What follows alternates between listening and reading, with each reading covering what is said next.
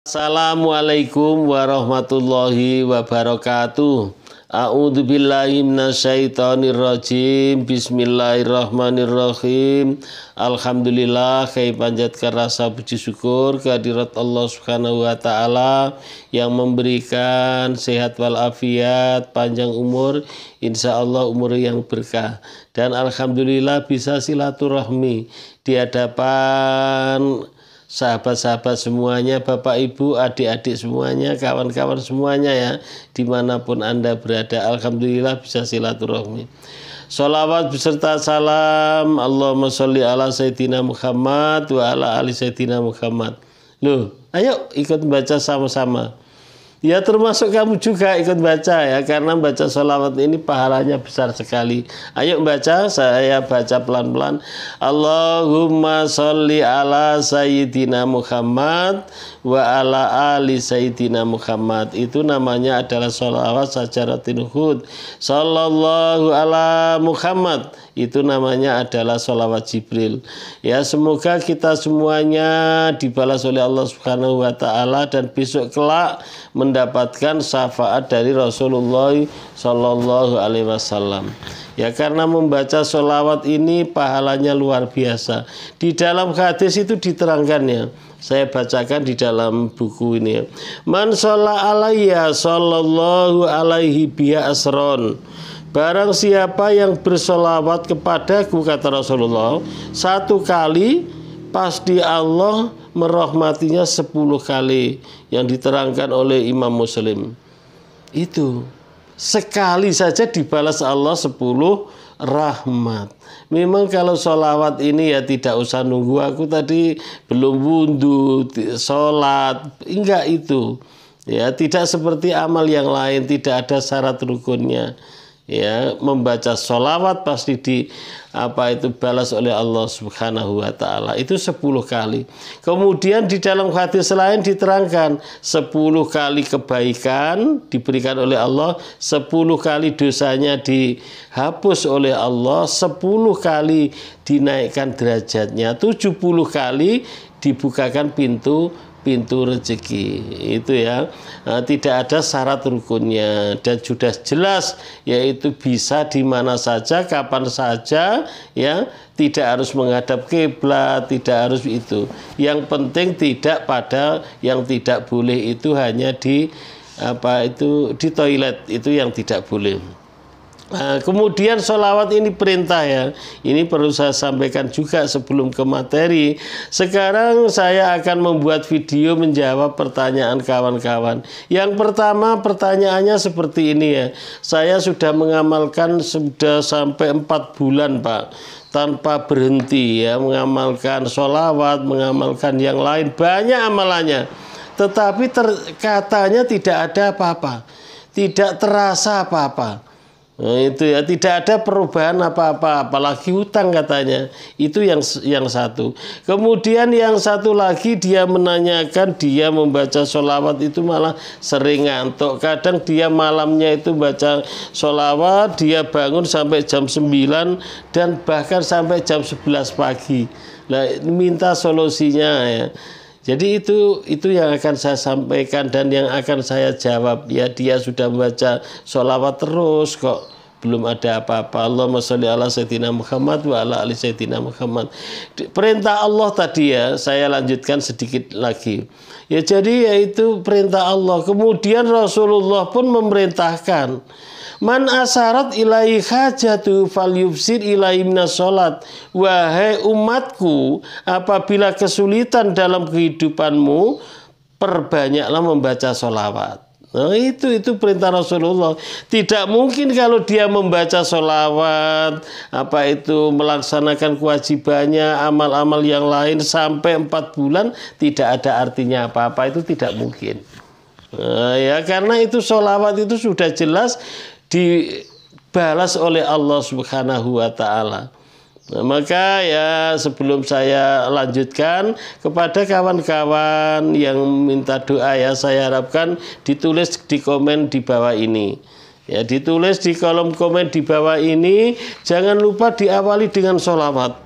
Nah, diawali dengan sholawat karena tulisan yang ada nama Muhammad, ada tulisan Rasulullah, itu adalah malaikat akan memohonkan ampun kepada orang yang menulis sampai tulisannya itu terhapus. Ini ada hadisnya juga, tidak asal-asalan ya saya bacakan. Man shalla alayya fi kitab bilam tazalil malaikatu tastaghfiru lahu ma baqiya ismi fi dzalikal kitab. Yang artinya barang siapa menulis sholawat kepadaku di buku, niscaya malaikat senantiasa memintakan ampun baginya selama namaku tetap ada dalam buku ini. Nah, itu malaikat memintakan maaf, memintakan ampun kepada orang yang menulis. Maka ayo tulis banyak-banyak di kolom komen di bawah ini ya. Kemudian jangan lupa yang baru jumpa channel ini, nah, jangan lupa tetap di subscribe, di komen, di like. Saya ucapkan terima kasih kepada sahabat-sahabat semua yang sudah mendukung channel ini. Ya, semoga Allah Subhanahu wa taala memberikan sehat walafiat. Yang sudah berkeluarga semoga keluarganya sakinah, mawaddah warahmah. Yang masih punya amanah semoga cepat lunas dan dimudahkan rezekinya, dan yang sakit semoga cepat sembuh. Amin amin ya rabbal alamin ya. Kalau minta doa di kolom komen, ini yang mengaminkan orang banyak. Ya, semoga hajat-hajatnya cepat diijabah oleh Allah Subhanahu wa taala. Menanggapi pertanyaan tadi ya, sudah bersolawat berbulan-bulan, sudah beramal berbulan-bulan, tetapi adalah tidak ada perubahannya. Apa yang dilakukannya? Ya, kalau memang tidak ada perubahan ya, yang dilakukan itu yang pertama ya tetap tetap istiqomah. Nah, tetap istiqomah membaca sholawat. Membaca sholawat sambil yang kewajibannya sambil dilaksanakan ya, yang kewajiban yang pokok ya, seperti perintah Allah Subhanahu wa taala sholat. Ya, jangan lupa tetap terus. Yakinlah ya, yakin ya, keyakinan kita ini tetap terus mendawamkan sholawat kalau perlu adalah ditingkatkan. Tidak mungkin hadis Al-Quran yang saya bacakan tadi itu adalah tidak ada artinya. Hadis yang disampaikan Rasulullah itu sudah jelas betul, sudah pasti betul. Kemudian perintah tadi Rasulullah ya. Siapa yang ada kesulitan, perintah Rasulullah perbanyaklah membaca sholawat. Maka bagi kawan yang bertanya, ayo tetap terus ya, terus istiqomah, jangan berhenti. Kalau perlu adalah ditingkatkan. Kemudian apa yang kita lakukan selanjutnya, kita tetap yakin. Ya, keyakinan kita ini kita perkuat. Kita yakin bahwa Allah Subhanahu wa taala akan memberikan jalan keluar, akan memberikan pertolongan.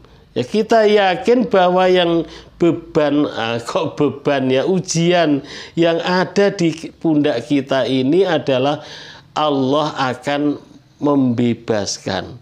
Dan juga Allah itu adalah sudah tahu tidak ada beban yang diberikan kepada kita ini tidak sesuai dengan kemampuan. Ada di Al-Quran itu. Ini karena mampu. Dan Allah adalah yakinlah ya, tetap Allah akan menyelesaikan semua amanah-amanah kita.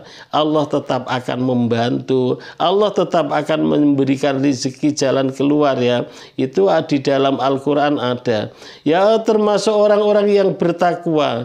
Kalau orang sudah mendawamkan sholawat secara istiqomah, kewajibannya dilaksanakan, sholat jamaah dan lain sebagainya, itu akan diberikan jalan keluar oleh Allah. Wa may yattaqillaha yaj'al lahu makhraja wa yarzuqhu min haitsu la yahtasib.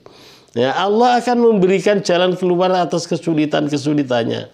Nah, itu sudah jelas pasti. Dan Allah akan memberikan rezeki yang tidak disangka-sangka, asalnya taunya ada-ada saja. Yang selanjutnya selain yakin, kita harus sabar. Nah, kita harus sabar. Jangan terlalu ditunggu. Apa itu sabar, tetap mendawamkan sholawat, itu artinya sabar. Kalau yang putus asa itu ya, oh ini tidak ada diijabah, terus selesai, nggak mendawamkan lagi, itu namanya adalah tidak sabar, yaitu namanya adalah putus asa. Kemudian selanjutnya itu tadi adalah istiqomah yang pertama, kemudian tetap yakin, kemudian sabar, kemudian yang keempat adalah jangan banyak maksiat. Oh ya, sholawat terus tapi maksiat terus. Ya, maksiat itu kan banyak jalannya. Sekarang orang maksiat itu tidak harus pergi dari rumah, di kamar pun bisa terjadi maksiat. Nah, ya itu contohnya kalau di kamar, apa itu membuka-buka HP, membuka yang tidak-tidak, yang dilarang oleh agama, kita tonton, itu kan juga termasuk maksiat. Jadi maksiat dikurang, jangan mengerjakan maksiat selama riyadhah ini, selama mendawamkan sholawat itu. Berarti kalau selesai boleh enggak? Artinya itu sholawat tadi terus, sabar. Lah kapan selesainya? Ya terus. Namanya sabar itu ya terus, namanya istiqomah ya terus. Kayak orang makan itu loh. Nah, makan itu kan kebutuhan kan terus selama masih hidup. Sholat begitu juga. Jadi ya, kalau kita sudah yakin bahwa Allah akan menyelesaikan dan Allah janji-janji Allah itu adalah memang betul. Ya, yakin, sabar, kemudian jangan berbuat maksiat. Kemudian adalah kalau sudah semuanya itu, kemudian yang ke 1, 2, 3, 4, 5 ya. Kelima itu adalah minta doa kepada orang tua. Nah, bagi yang masih punya orang tua, datangilah orang tua itu. Ya, didatangi, mohon ampun, berbuatlah baik sama orang tua, senangkan hati orang tuamu. Nah, itu adalah merupakan kunci ya. Itu yang harus kita lakukan. Jangan putus asa, jangan menganggap bahwa disalahkan amalannya. Jangan disalahkan amalan. Ya, jadi kalau pas sholat begitu juga, memperbanyak sholat sunat, sholat taubat. Ya, memperbanyak istighfar. Mana tahu dosa-dosa kita itu adalah banyak sehingga hajat-hajat kita belum diijabah oleh Allah Subhanahu wa taala. Jadi yaitu datanglah kepada orang tua, mohon ampun, yaitu kemudian berbuat baik ya. Kemudian kalau orang tua kita sudah meninggal, ya datanglah ke makamnya. Nah, kalau makamnya jauh ya, apa itu membaca Al-Quran, membaca Yasin, kirim doa, diberikan amal, artinya itu adalah bersedekah atas nama orang tua kita. Lah bagaimana sedekah orang tua kita? Kalau uang kita sedikit ya sedekah ini niatkan untuk orang tua. Kalau banyak ya kita mengadakan kenduri, kirim doa kepada orang tua. Banyak sekali ya, datangilah orang tua. Yang terakhir, jangan lupa semuanya adalah kita serahkan kepada Allah Subhanahu wa taala. Karena manusia ini hanya berusaha, kita sudah berusaha istiqomah, sudah yakin, sudah sabar, sudah tidak maksiat lagi, sudah sekemampuannya, sudah kita usahakan tidak menambah dosa, kemudian sudah minta maaf kepada orang tua, minta doa kepada orang tua, kemudian yang terakhir kita serahkan kepada Allah Subhanahu wa taala yang namanya tawakal. Itu usaha kita. Nah, jadi itu merupakan pertanyaan kepada kawan-kawan tadi yang menanyakan bagaimana langkah-langkah selanjutnya, bagaimana pencerahannya. Kemudian orang Islam itu ya memang harus berusaha semaksimal mungkin sholat 5 waktu jangan ditinggalkan, apalagi bangun sampai jam 9 sampai jam 11 siang. Nah, itu ya, mohon maaf ya kepada kawan yang katanya bangunnya sampai jam 9, sampai jam 11 siang. Jangan gara-gara begadang, malamnya itu sholat, kemudian sholawatan, terus malah bangunnya siang. Itu adalah sangat salah. Nah, itu adalah tidak betul ya bangunnya. Bangun itu tetap subuh. Subuh jangan sampai ketinggalan ya. Subuh dan asar terutama. Ya semuanya jangan ketinggalan, tetapi adalah yang paling berat itu subuh. Maka subuh adalah berangkat berjamaah ke masjid. Selesai. Utangnya insya Allah diijabah oleh Allah doanya. Ya, amin amin ya robbal alamin. Begitulah ya, Allahumma sholli ala sayyidina Muhammad wa ala ali sayyidina Muhammad. Ini memang agak cepat ya saya menerangkan itu ya. Kurang lebihnya ya saya mohon maaf kepada kawan-kawan semuanya. Ya, kalau ada kesalahan itu memang dari saya sendiri. Ya, memang seperti inilah. Kalau yang benar itu dari Allah Subhanahu wa taala. Saya sudahi. Thank you very much. See you next time. Yang ingin gabung, ingin masuk grup bisa dimasukkan ke WA saya ya, yang punya cerita-cerita mengenai sholawat.